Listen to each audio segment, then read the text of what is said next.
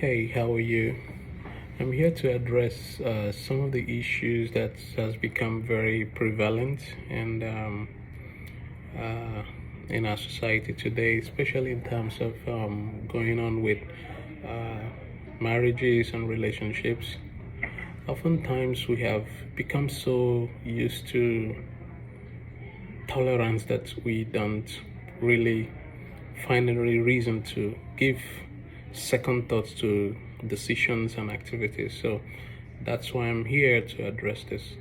I've had situations whereby people, you know, people I know very well are at the verge of um, going into either separation or threatening for divorce over issues that they could have handled.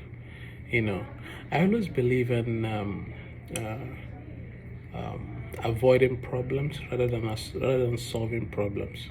If there is any way you can avoid problem, life experiences has taught me to go for avoidance rather than go for solution, because most times most solutions become oblivious, become impossible. So it's always good to avert war before war comes in, because even at the end of peace, the debris of war remain lasting. So I always recommend people to, you know, go for solution before it becomes bad. So in terms of what to look out for in your marriages, when issues, things to look out for before you start threatening issues, things before you engage, go into engagements and during your relationships, there are things to look out for.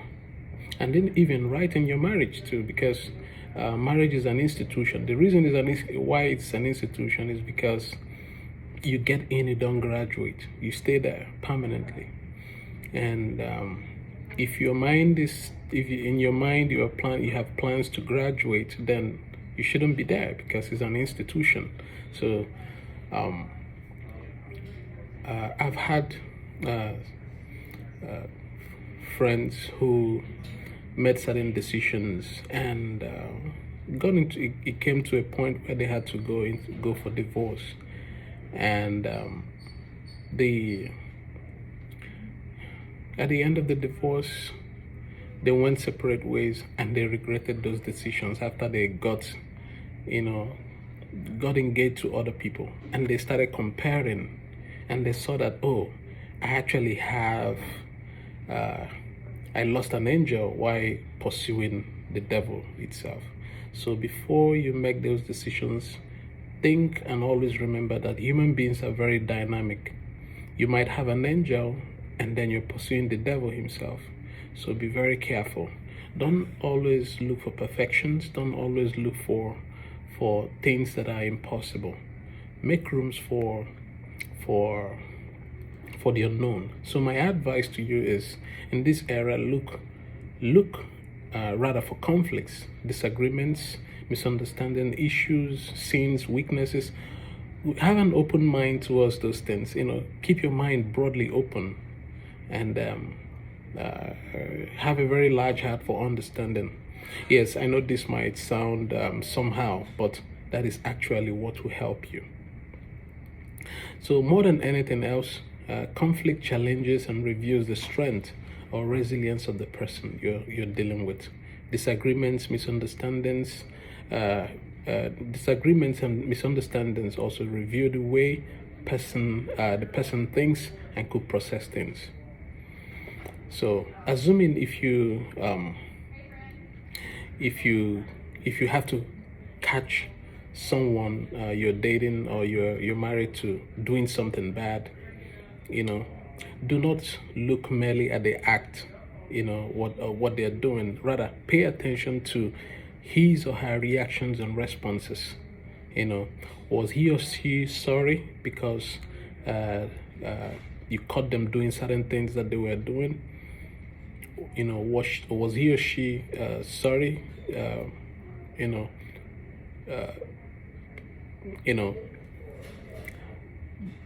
Either because they were caught or because they are truly remorseful about that. So the response and reactions speaks more than the act and reveal a lot.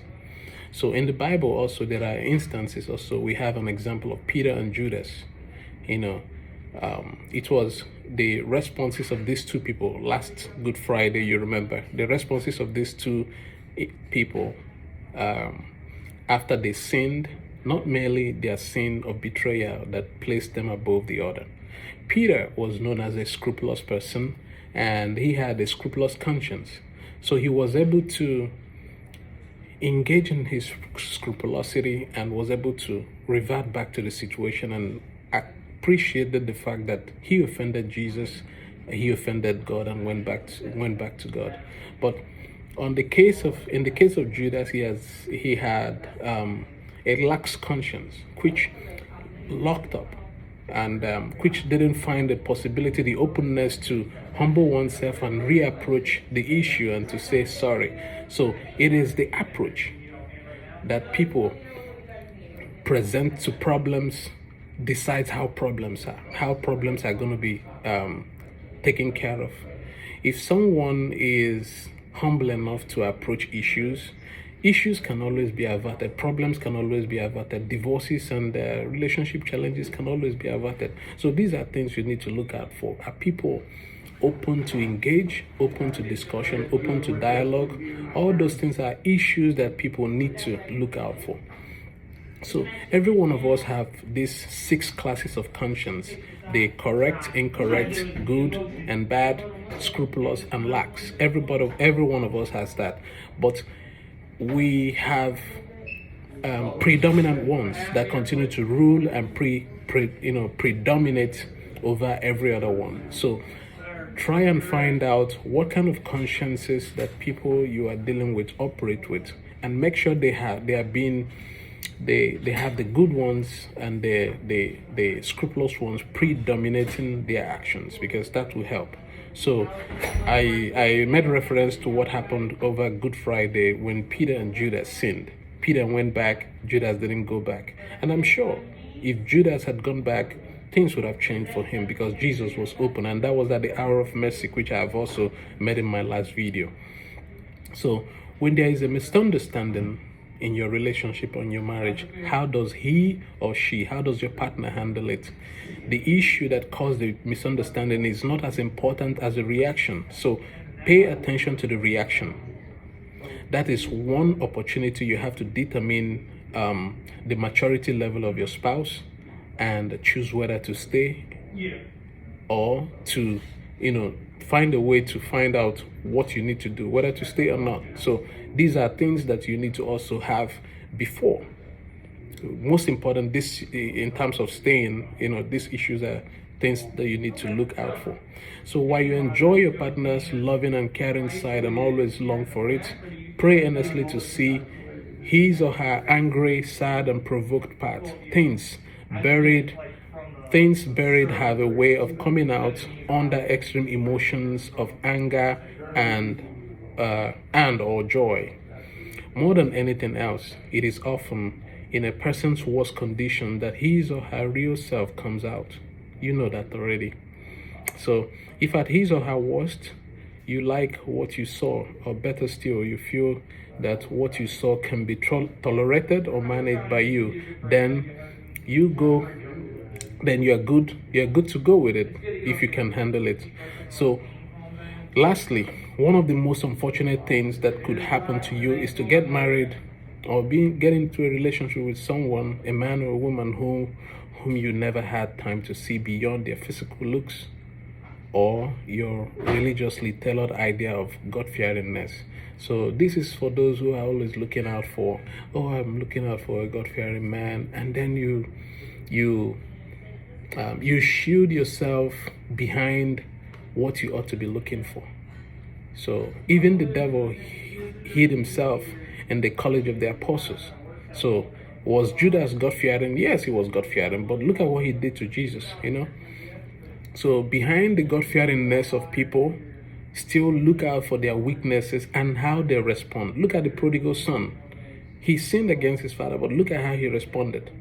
So these are things. People who have scrupulous conscience, or people who have over time built scrupulous conscience, is good in marriages and is good in relationships. So even in our human one-on-one interaction, I had to learn this. I had to learn some of this over over over my life.